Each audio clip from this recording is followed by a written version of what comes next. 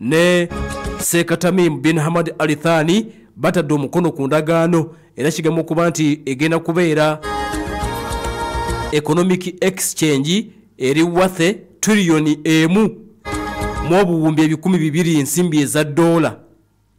Bano bombi bagagga America nsingaga neggwanga lya Qatar kati deal ze bagenda okubeera mu babiri America neggwanga lya Qatar ziri worth trillion emu mu obuwumbi 10,200 sente empitirivu ezigenda okuwanyisiganyizibwa wakati w'eggwanga lya America neggwanga lya Qatar. Ensi ya Qatar zimu ku nsi ezirina sente nga ziri mu excess ne kiba zikolamu tebakirina abakatale gamu ku mawanga in fact lirowooza okubeera nga ly'eggwanga erisinga okubeera eggagga okwetoola ensi yonna. Bannansi baalyo bambejja n'okukola tebakyakola kubanga sente z'abayitirirako gavumenti ebawa buli kye beetaaga. Okitegeera ene Qatar gavumenti ebawa buli kye beetaaga.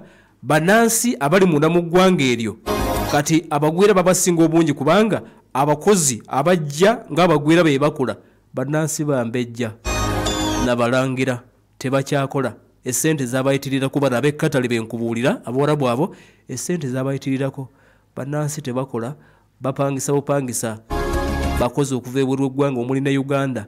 Bannansi bakeera kwebaka wulira eggwanga kati ewulira oyagala kufuna kaye ya tiketi ogende olimba tujja kubeerawo ffenna wano mu nguudo z'ebinnya olimba tujja kubeerawo mu nguudo nga za binnya. Ate nno omukulembeze eggwanga olunaku oluyise General Yoweri Kaguta Museveni yabadde ndowooza yes yabadde kaseese yagambye nti musobola okucriticizinga eggwanga lino olw'enguudo embi ze mulina naye musooke mwebaza security gye mulina kubanga ekiri e Congo mu kiraba. General Museveni yabadde kaseese eyo agamba nti ekiri e Congo mu kiraba katusooke tuleeze security kasita tulina security nnungi ebinja tugira tubigumira naye nga bijja kutereera. Kati gwe abadde yeegombye eggwanga eritubeera Qatar nga olowooza nti yogenda okuddukira olimba tujja kubeerawo ffenna e Kampala ate ne bw'onaagenda ojja kudda ate tewaliwo assurance oba tewaliwo garanti nti mu myaka 10 mu myaka 2 tunaba tufuuse Qatar nedda tugume ffenna tubeerewo. Kitegedde kati mbadde ndi Qatar mbagambye nti bano abantu b'e Qatar lino eggwanga sente ze lirina baatuuka esaya bannansi bakolerayo tebamanyi balizimala wuddi banoonya kibazikolamu tebakiraba. Bannansi bakeera kwebaka buli kimu bakirina abakola bagwira yensi ya Qatar era erabika nga yensi esinga okubeeramu abantu abali obulungi mu nsi yonna eno Qatar. Kati endagaano gye basayinize ne Donald Trump eri worth billion emu mu obukadde 200 ensimbi eza dola balina sente abo. Kakati Donald Trump afuuse omukulembeze wa America asoose okugenda eyo okuva mu mwaka gwa 2023 newankubadde nga waliwo enkolagana wakati wa America n'eggwanga lya Qatar. Ekirala Qatar ono yepositioninze ng'eggwanga erigatta ebibinja by'abawarabu ebitakkaanya na America n'amawanga. Singa wabaawo obutakkaanya wakati wa America ne Israeli n'ebibinja ebirala omuli n'amawanga Qatar ly'eggwanga eribadde nnamba emu mu kuwozesa rather mugezaako okugatta ekyokulabirako kati ebadde eyimiriddewo nnyo wakati mu nteeseganya za Hamas n'eggwanga ettibwa erya Israeli. Kati era Qatar eyogera nnyo ne America okulaba nga tewabeerawo escalation mu Middle East wakati waabwe n'eggwanga lya Iran. Abakatali nga bwe mbagambye nti basajja bamafuta mingi gwanga erina emirembe gwanga litagala kavuyo abakatali kubanga bakimanyi nti akavuyo akayinza okujja e Middle East kasobola okubakusa. Kati bo kye baakola ne bafuuka bakwano ba Israeli bakwano ba America bakwano ba Saudi bakwano ba Iran buli omu mukwano gwabwe. Kati bano be babadde batuula ku mmeezi ya wakati mu nteeseganya zonna ezibadde zigenda maaso in fact bali nnyo wakati wa America ne Iran. Singa omu Iran aba alina kyagamba ng'oggyeko okuba nti this time round mu nuclear talks ezigenda maaso bakozesezza eggwanga lya Oman naye Qatar ly'eggwanga erisinga okubeera wakati wa America ne Iran temulwana bambi. Iran kola kino America kola kino kati Qatar. Era Donald Trump wabadde ayogera ategeezezza eggwanga lya Iran naga nti Abairani mulirake.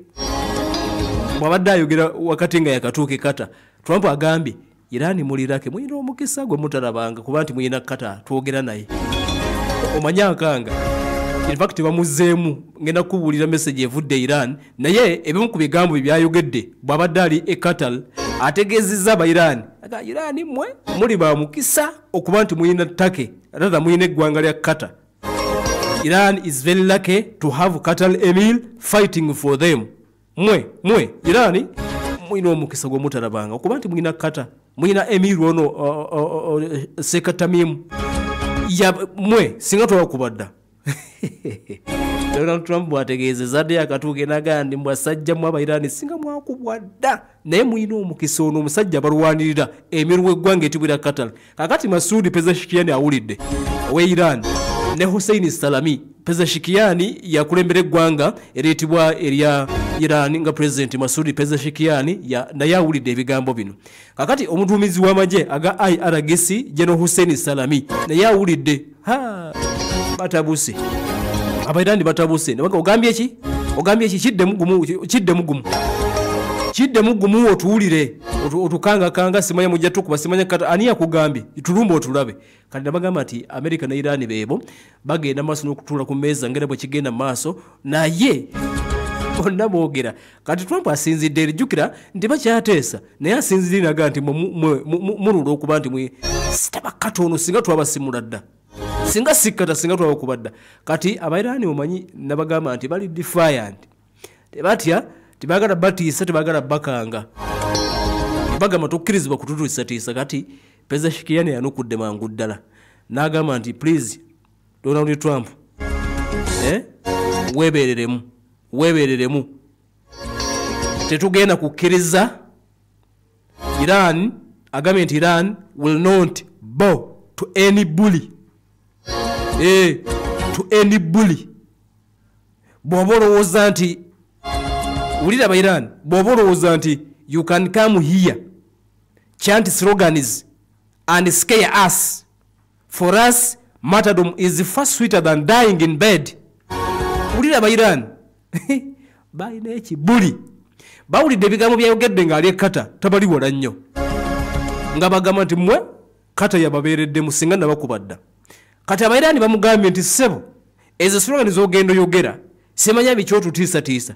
Ne bamujjukiza ne bagamba nti katukujjukize Mwami Donald Trump fe okufa nga tuli bazira. For us, martyrdom is far sweeter than dying in bed.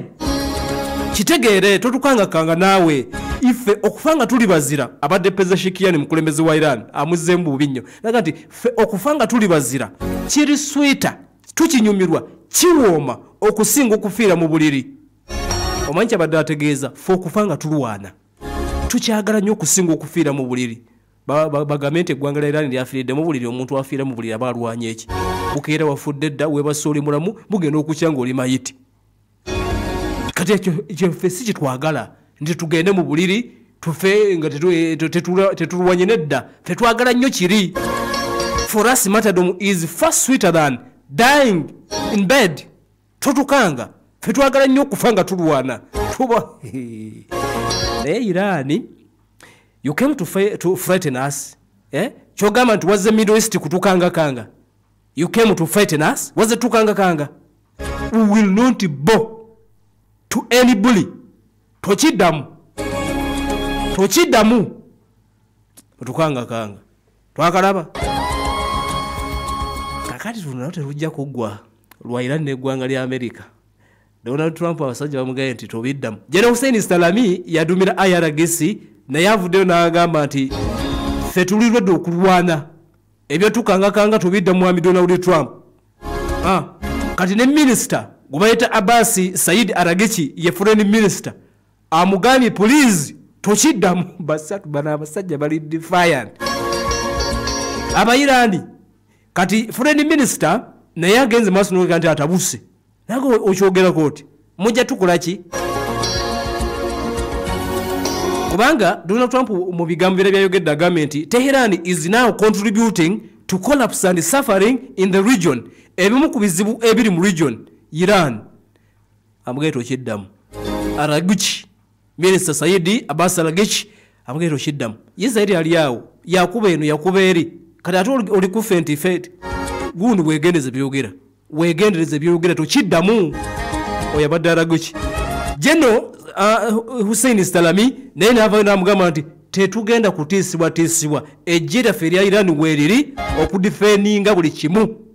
tusobola okuteesa naye again temulowooza nti ku side endala tuli batono tuteesa naye bw'onaatuuza ku side endala ojja tuwulira ba Iran mbagenda nti bali defiant oba beesiga ki naye bayombye okukamala saidi ono yagambye nti ffe tunyumirwa nnyo okufa nga tulwana nga tufudde tuli bazira okusinga okufiira mu kitanda kati beebo bali defiant nnyo n'ebigambo bya Donald Trump bibatabudde ekyenkanidde awo ne bayomba okukamala ali munda mu ggwanga ereetebwa erya Qatar embeera nga bwegenda maaso n'okuleka nti obaoliawo etambula noko olwise ye Syria bamuggyeko natti era beeyagala okukamala baba Iran bagamba nti ebyo bikole kanga abo ffe tetuliimu tukategeeza Donald Trump nti obaoliawo enteeseganya zibalimu n'eggwanga etibwa erya Iran ziri serious nnyo era basuubidde nti zinaavaamu akalungi kale n'olunaku olwaleero breakfast obudde nga buli kubanga obudde bwaffe bwe bumu ne wali munda mu ggwanga erya Qatar breakfast erabika ewedde wakati wa Donald Trump ne kabaka ayitibwa Tamimu Sheikh Tamimu Alithani breakfast ewedde kakati Donald Trump wuuno agenda kulinnya ennyonyi essaawa eno yennyini ayolekera Ali Udeida Airbase ya Amerika esingedde okubeera ennene mu kitundu ekya Middle East bagiyita Ali Udeid era gy'agenza okulaba ku baana bapiganaje b'eggwanga lya Amerika abawangali mu Airbase eno munda mu ggwanga lya Qatar gy'agenze kakati agenda babuuzaako briefly alinnye Air Force One yeeyongereyo ssaawa zigenda kubeera musanvu zennyini wali munda mu ggwanga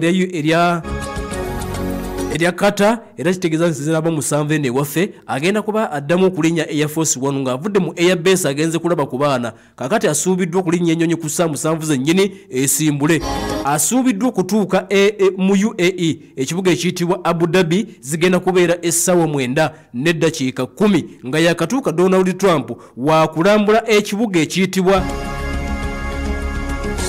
bagenda kumutwala ku masijidi tatuula shahada ono bagenda kumusoosa ku masijidi ennene ddala gye bayita Sheikh Zayed Grand Mosque bwebagenda okuba nti basooka kumulambuza omuzikiti ogwo omunene ddala gwe bayita Sheikh Zayed Grand Mosque nga yakatuuka mu ggwanga lya Qatar kakati waliwo ddina gye bamutegekedde ku lubiri lwe bayita Qasr al-Watan lubiri obwaguuga ezimu ku mbiri abakulembeze mu basinzira okulembera pulezidenti w'eggwanga lino mwasinzira okulembera lubayita Al-Qasr al-Watan oba baluyita Qasr al-Watan olubiri lw'omukulembeze w'eggwanga kwokomya amaaso Donald Trump bagenda kumuyingiza eyo iwagenda okubeera ddina naye bagenda kumusoosa ku masijidi eyitibwa Sheikh Zayed Grand Mosque asooke okuleka nti agirambula oluvannyuma bamwongereyo ebintu ng'ebigenda mu maaso n'okuleka nti obaoliawo bitambula kale n'embeera bwetyo bweri mbagambye nti abasajja bano abayitibwa abakatali nga tumaliriza obugenyi bwe mu ggwanga eriyitibwa lya Qatar bamusuubizza bagenda kuba bamuwa ennyonyi gye bayise 21787 Dreamliner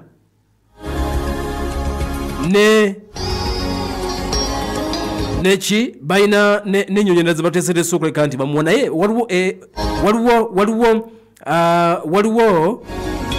ezo nyonyi bagenda kuleka nti bazifuna naye waliwo Boeing ennyonyi gye bakozesa abakatal bagambye nti bagala kugiwa Donald Trump agikozesenga Air Force One agikkiriza ne mu America babuliddwayo amawulire okuva mu bwana Republican nga bagamba nti omukulembeze waabwe teyeetaaga kuweebwa kintu kyonna ne bali babadde bagimuwadde ng'ekirabo tetumanyi oba banaagitwala Boeing nti ab'ekkata babadde bamusuubiza okulabika nti bagimuwa ekulenga obaoliawo Air Force One naye nga yagikkiriza kakati ebyo bwe bito biri era bigenda maaso n'okuleka nti bitambula agenda UAE balina bibasuubidde okuleka nti boogerako mulimu n'okubaguza ennyonyi kubanga America badde emaze okuleka nti approvinga deal ya billion emu obukadde 400 bagenda kuba baguza eggwanga erya UAE ezi helicopters n'ennyonyi eza F-16 kati deal eyo erimu billion emu mu obukadde 10 ensimbi eza dola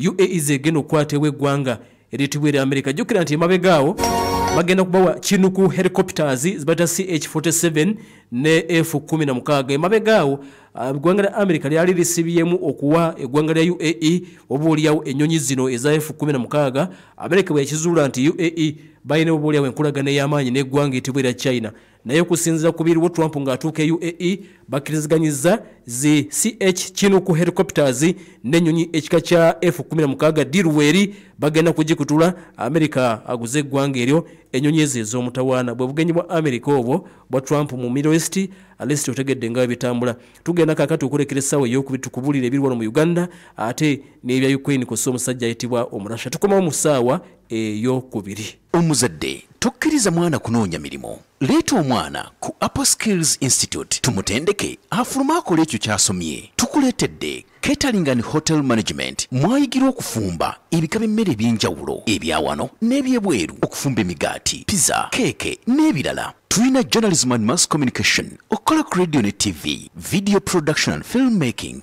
graphics designing, tailoring, fashion and design, n'amasomo malala mangi. Tubangula abaana abasobola okweyimirizaawo mu katale k'emirimu ate tubayunga ne ku mirimu. Tuli mu kuwandiika abayizi mu lusomo luno. Tuli ku Tagi Hotel Cold Kampala. Essimu 0745 100 200 oba 0754 200 500. Upper Skills Institute. Munnayuganda otawanyizi